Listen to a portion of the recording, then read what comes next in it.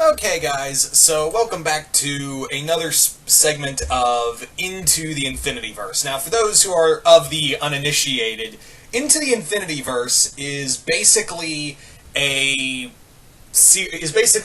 segment where I talk about the Infinityverse, which is a fanfiction shared universe that me and my friend Jason Voorhees have been kind of building, and we're putting a lot into it. It's been really cool that we've managed to get this far so soon. And don't worry, new chapters will be up soon. I know a lot of people are like, hey, why are we getting this chapter or that chapter? We have our own lives, first off, and secondly, it's writing a whole shared universe is kind of fucking hard. So, yeah. We're not dropping it, we're just, fucking busy. So, just FYI. Anyway. So, anywho, so today I'm going to be talking about, in this segment, Yu-Gi-Oh! Yes, Yu-Gi-Oh! Is in our shared universe. That's right. Now, the big thing with this is that Yu-Gi-Oh! In our Infinityverse continuity does have some retcons here and there. Mostly because, A, it's a fanfiction, we can do whatever the fuck we want, and B, it just kind of worked better in this shared universe. A lot of this stuff worked a lot better in this shared universe. So I thought that was, I kind of figured that, we kind of figured that was kind of cool, and we were building on a lot of stuff. So, yeah, it was pretty neat. So anyway, let's talk about some elements. Now, I can't spoil everything in here. I can't spoil everything in here, but I will talk about some stuff here and there. Now, first and foremost, let's talk about Kaiba, because Kaiba and Ishizu were actually technically the first characters of Yu-Gi-Oh! To be introduced into the Infinityverse from the kickoff point, New Frontier. So in here, Kaiba is still he's a rich man, he's still a billionaire, and he's actually married to Ishizu in this continuity. He and Ishizu are married, and the running joke is, what the fuck does she see in that asshole? So that's kind of a running joke among a lot of the characters. And Kaiba in here, while he is obsessed with defeating the Pharaoh, he's not just so one-track minded about stuff. He's actually, purposely seeking out other things. Like, in the New Frontier chapter he's in, he actually lost his bet to gain control of InGen from McFist, who bought him out, and he wanted the cloning technology from InGen for his own medical wing of his company. So he thought he could just make billions off of that from being able to clone human organs. And yeah, that would be kind of I thought that'd be kind of a neat idea. He's also has a heavy interest in the Infinity League itself, which is the superhero team that guards this universe. So the Infinity League, he's very interested in, mostly because it's out of his control, and Kaiba is a control freak, so you can probably guess where this is going. Kaiba is also going to have another character outside of Yu-Gi-Oh! Be a part of his group. Like his, I wouldn't say inner circle, but in his cast. I don't want to spoil that character, but it is a character we did get a cameo of in New Frontier. Not going to say who, and it is a character who has had several movies to his name. Not going to say who, so keep your eyes open for that. But yeah, that character is going to be part of Kaiba's group in the near future. So keep that in mind. Anyway, so among other characters, we also have Bakura. Bakura in here, now here's the other major retcon we had. In this retcon, Zork does not exist. Zork is not part of this continuity, mostly because Zork kinda was a boring character. Yeah, he was like this big endgame boss, but really Zork was just like, whatever.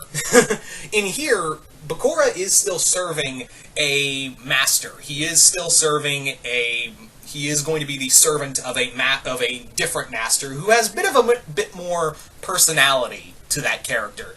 And if you read Infinity League No Road Home, you might guess where I'm going with this. But yeah, I don't want to say that character's name, but she is going to be like a big antagonist. She is basically this universe's Dormammu, in a way. She's very much the universe's Dormammu. this big villain who the Pharaoh actually fought in a magical duel, and now Bakura works for her to bring her out of her dimension into ours and wreck shit. Speaking of the Pharaoh, let's talk about Atem. Atem in this continuity was not just the Pharaoh. He was also the Sorcerer Supreme. Yes, we do have Sorcerer Supremes in the Infinityverse. There is going to be the Pharaoh was actually one of the earliest Sorcerer Supremes.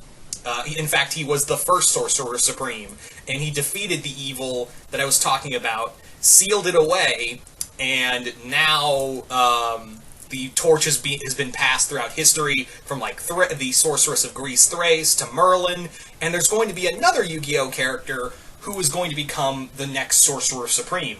Not going to say who it is, but it is a character you'd be least expecting, and he is going to have his own supporting cast and play a role in several stories. He's going to play a role in a few stories in the future.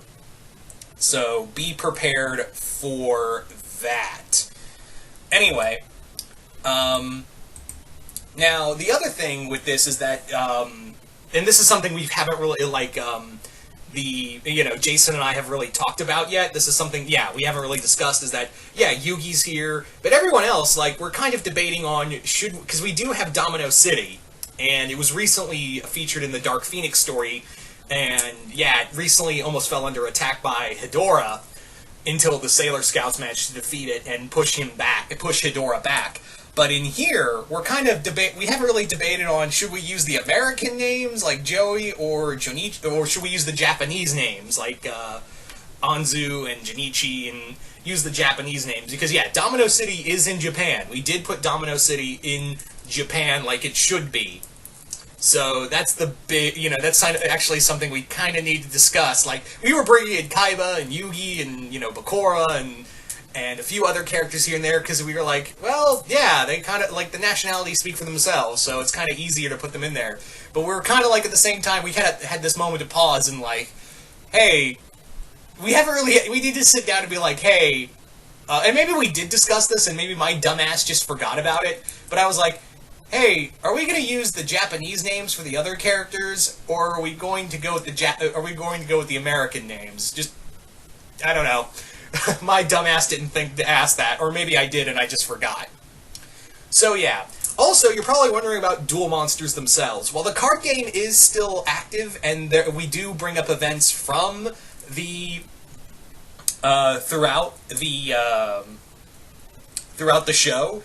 The Duel Monster aspect is not going to be a major factor anymore. Duel Monsters, while it is still a thing, and people still play it around the world in the Infinityverse, it's not, people aren't going to be summoning, Blue Eyes White Dragon to fight a monster, or fight Godzilla or something like that.